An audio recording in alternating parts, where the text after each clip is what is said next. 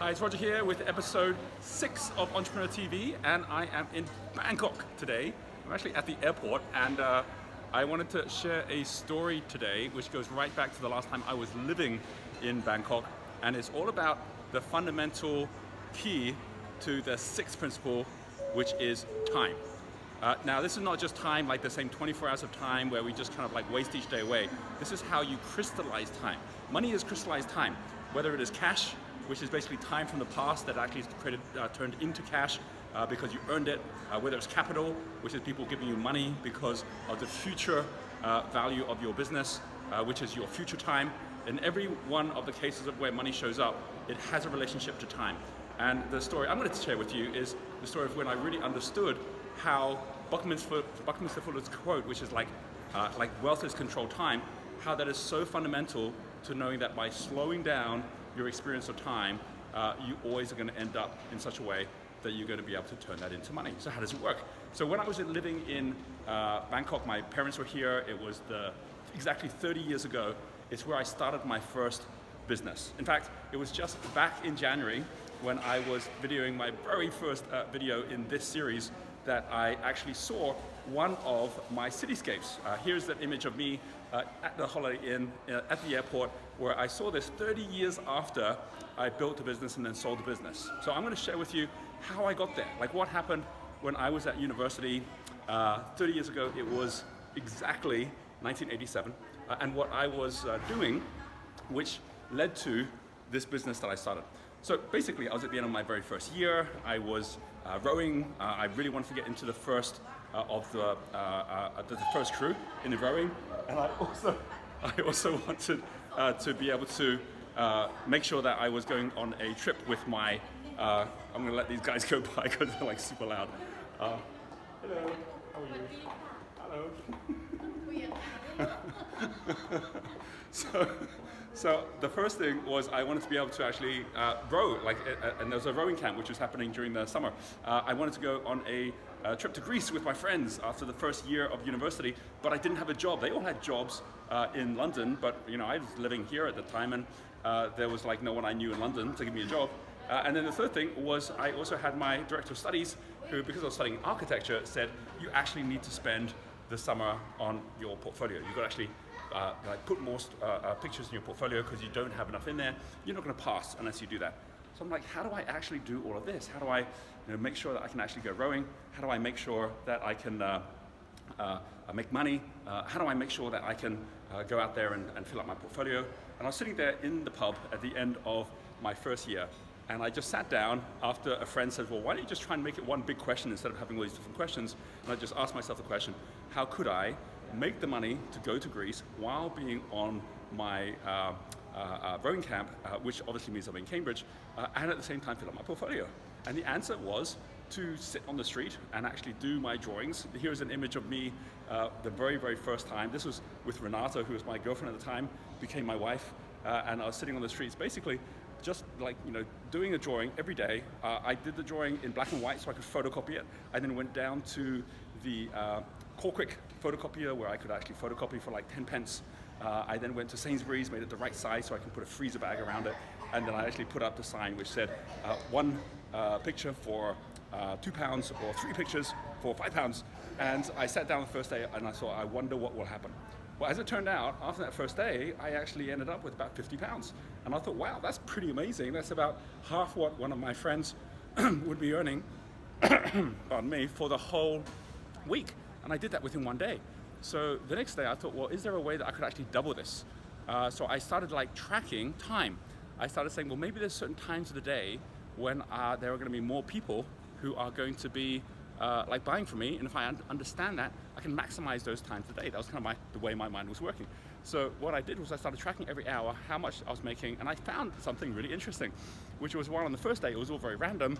On the second day, it wasn't about the hours, it was about what I was doing during those hours. When people stopped, then more people bought. They slowed down. And so I thought, well, I've got to find ways to slow people down. So I started asking people for the time. Oh, excuse me, what's the time right now? And then they stop and they'll go, oh, here's the time. And it slowed people down a little bit, but not a lot. Then I started realizing, hey, if I actually ask people if they want to look at my drawing, it's like, hey, what do you think of this? Let's stop for longer. And if I ask kids, then you'd have like a family of 4 or 5 who would actually stop, and then everyone would stop. It's like, what's going on here? And then people would see what I was doing, and then people would ask questions, and then they'd buy. So by the end of the second day, I went from 50 pounds on the first day to 100 pounds on the second day, just by understanding that there's ways that you can slow time down. You can actually slow down people's attention in such a way that they actually see what you're up to and decide to buy. The interesting thing was what happened the third day, because I thought, well, maybe there's a way that I can actually do this and double again. So like now I'm at the point where I'm actually earning as much as my friends do in a week down in London. Could I double it again? And I needed like, something like 500, 600 pounds to go to Greece. So I thought that I could actually get there within 2 weeks if I keep this up. And so what I did was I basically said, I'm gonna find a way to get myself from 100 pounds to 200 pounds, but I actually didn't know how. I just thought I'm just gonna figure out a way to do it. So I'm sitting there, and as I'm sitting there drawing, I go rowing in the morning, done by about 7 o'clock in the morning, because it's like super early rowing, sitting down around 9 o'clock, start doing my drawing in a new place, gone out, photocopied the picture from the day before. And so as I'm sitting there drawing, most tourists don't show up until maybe about 11, 12 o'clock. But I see an American couple, right? There's a guy, and he's with his wife, and they're walking towards me.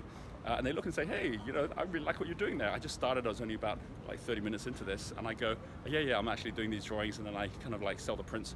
And he goes, well, I want to buy that one. And he points at my original. And I'm like, no, I'm not selling the original. And he goes, oh, come on, everything's got a price. How much is it? And I thought, well, that's kind of interesting. Maybe everything does have a price. What would I actually charge for this? And I thought, well, my day's worth 100 pounds. That's how much I'm making a day. If I sold this original to him for 100 pounds, I'd get my day back, right? So wealth is controlled time. It's like I can crystallize time and get it ahead of time. So I said 100 pounds. He goes, done. He says, I just wanted to actually sign here. This is a signed original, unfinished original, Roger Hamilton. So I signed that. So he's got that somewhere in the world. And so off he went, and I had my 100 pounds. And then I sat there and I thought, well, that was great, but like, what am I going to do for the rest of my day then? And I thought, well, I actually love what I'm doing. So I think I'll just start again. So I actually just got another piece of paper out, just started doing the same drawing again. By the end of the day, I not only had the drawing, I had another 100 pounds, so I managed to get to 200 pounds. Like every one of us has a different story, and your numbers might be much bigger right now today. You might be just getting started. But the point is that at every point, the moment you realize by slowing down attention, like we are moving so fast in the world today, you can always get to that point. So how did that get to the cityscape? Well, I actually went to Greece, I went rowing, I managed to get into the first boat, and then at the end of the summer, I was sitting down doing some more of my drawings before the next term started, and I saw someone watching me in one of the windows from one of the shops. It was a shopkeeper. So I went up to him and I said, hey, would you like to do this drawing because it includes your shop in it? He goes, no, I'm not interested in actually buying your drawing. It's fine, I don't need that. When you've slowed time down enough that you're in a conversation with somebody and they're actually interested but they're not buying from you, ask them the question. I just did this intuitively at the time. I just said, well, if that's not valuable to you, what would be? And he says, well, you're a student. I need to get to students, right? I'm selling like blazers for students. If you can find a way for me to do that, I'd be happy. Like, is there a way you can do a drawing and get it to all the students? So I thought about that and I thought, well, maybe there is. It's like, would you pay for that? He goes, yes, I would. So he ended up becoming my first customer on what was called the Cityscape, where I actually did a drawing, not just of his shop, but basically of all the shops in Cambridge. And then from that, I then ended up turning this into a business called Cityscapes, where we had 40 of these all over the UK. And so we had an office down in Covent Garden. There's some hilarious pictures of me as I was actually building this business. And that whole story that I'm just sharing there, the reason I share that is that within the impact meter, whether you're just getting started at level 1, which is what I was doing, which is getting my first customer, level 2, which is where you're getting your first 10 customers, or what happened was that I actually got to level 3, which was then the 100 and then the 1,000. It all started by basically slowing time down enough, and today there are really 4 different levels of slowing time down. And this is what we call your followers, who are people who are willing to pay you attention, but no more than attention at this point. You have to earn their attention. So for example, when I was like asking people to just have a look at my picture and they actually pause, they were effectively like what we would call a follower today on social media. They're saying, well, I'm not going to give you much time, but I'll give you my attention. Some of those people will then become your community members. They're giving you your email, they're giving their details, and they become your community. And that's a different number. In fact, here is something which is called the Impact Highway, which I'll go through in more detail in the coming videos, where you can see that depending on what level of business you have, whether it's a level 1 with 1 customer, whether it's a level 2 with 10 customers, level 3 with 100 customers, the times 10 every time, you have a different number of followers that then actually show up as a general rule to the people who then join your community, and then the people who say, that was worth my time, I'm now giving you time, and you've made it worth my time, I'm now going to give you a decision. So when someone stops and they were basically looking at my picture and they're like, well, maybe this is worth a decision to actually buy one of these, and they're now a prospect. And that's exactly what happened with the American tourist. He was saying, I'm a prospect. It's exactly what happened with the same thing when I was sitting with the shopkeeper. He was like basically saying, well, I'm a prospect because I'm interested in making a decision, just not the decision you're giving me. So then you can actually find, well, what is it that would actually be worth going from like worth your decision to worth your money? And that's when they become a customer, which is the fourth. So there is an equation which allows you to move from one to the next through all of this. And think of this a little bit like a plane, right?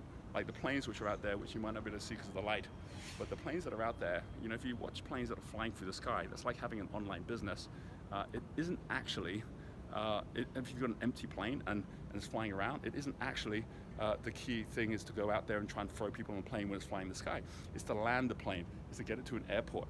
It's to actually do what I was doing intuitively as a student, like just sitting, like whether it's talking with the tourist, whether it was talking with the shopkeeper, where you are now just like connected up in such a way that once you get those on board, there's your customers, then you can take off. Wherever you are right now in your business, whatever it is that you're trying to figure out, ask yourself, do I actually need to slow down? Do I need to just pause and have a conversation with my customer? If you're still struggling to find the right customers, just say, well, who is the customer that I can go to find out what their problem is, to solve that problem? Then you can take off. This is the concept of all money being crystallized time, which as you slow it down enough, will always turn into that money, which then allows you to then actually take off with that plane and ensure that you are achieving the goals that you want and fly to wherever you want to go. I hope that has been an interesting story for you. It's the very, very first business that I started. It was exactly 30 years ago, and it really got triggered off at the very beginning of this episode, or these episodes, as a result of what I saw right back there in Glasgow at the beginning of 2018. So go and watch the other episodes if you haven't watched them. Do post a comment down below about how you yourself, whatever business you have, wherever you are, how you yourself are going to take the key things from this video and then apply them. And I will catch up with you on the next video.